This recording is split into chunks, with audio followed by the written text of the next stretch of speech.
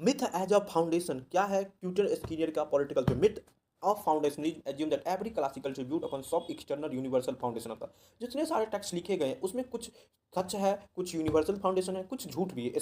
Skinner challenge this argue the text are the product of their specific historical and linguistic. Skinner ने challenge किया कि जो कोई भी बात लिखी गई है वो हिस्टोरी के साथ साथ लिंग्विस्टिक कंटेक्स्ट में लिखी गई, नॉट कैरियर और timeless and fix meaning. कोई कैरियर पे नहीं, कोई टाइमलाइन पे, कोई fix meaning. Similarly the myth is the coherence assume that thinker work internally coherent logically. Myth जो होता है कोई बात लिखी जाती है और logically unified. Skinner point out that this is impose later interpretation type systemise organise से बाद में अच्छे से जाना गया।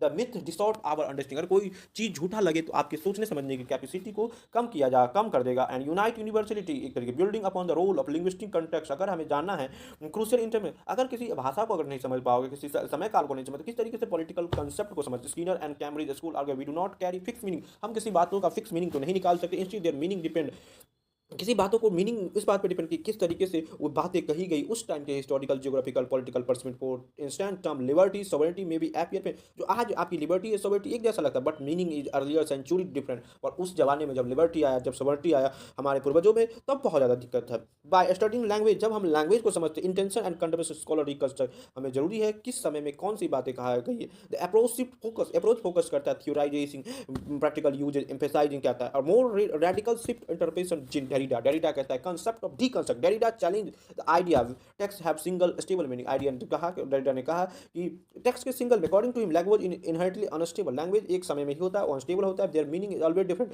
उसका मीनिंग हर समय के साथ चेंज होता रहता है, नेवर फुल्ली भी कोई मीनिंग एक भाषा का सही। आज भाषा आम का मतलब आम है, कल आम का मतलब लताम भी हो सकती है। ये बातें सोची जा सकती है। Deconstruction seek to explain hidden concept. Deconstruction के द्वारा डेरिडा ने कहा कुछ हिडन क्राइटेरिया है जिसे नहीं समझ सकते हैं टेक्स्ट को समझने के लिए। How they undermine their own agreement, किस तरीके से। Instead treating a text is a coherent whole. अगर आप एक कोहेरेंट होने से Derrida increase reader to lack the potential. हमें टेंशन देखो, एम्बिगिटी देखो, साइलेंस देखो। This approach is question final interpret within the deconstruction the method is double meaning. Deconstruction में बात कही गई है, एक शब्द के दो मीनिंग हो सकते हैं। It involve text has to, text के पास first according to dominant in mainstream, क्या डोमिनेंट के द्वारा लिख सकें। व्हाट आर द अल्टरनेटिव, क्या उसके अपोजिशन है। This first reading except apparent meaning, ये टेक्स्ट को बता रहा है। Second where uncover dual process, so text has not natural, text का कोई नेचुरल मीनिंग नहीं होता। दे आर प्रिविलेज, कभी व्यू पॉइंट से कौन से लोग सुन रहा है, किस तरीके से इंटरप्रेट कर रहा है। जैसे कोई आदमी सुई तलवार का दोनों का अलग काम है, सुई से भी किसी को मार सकता है, तलवार से भी मार सकता है। आपको किस तरीके से मार रहा है इस तरीके से देखना होगा। Powerful example subaltern interpretation can be seen a B B R Ambedkar. क्या है subaltern? His critique Manusmriti classical sense of reading take पर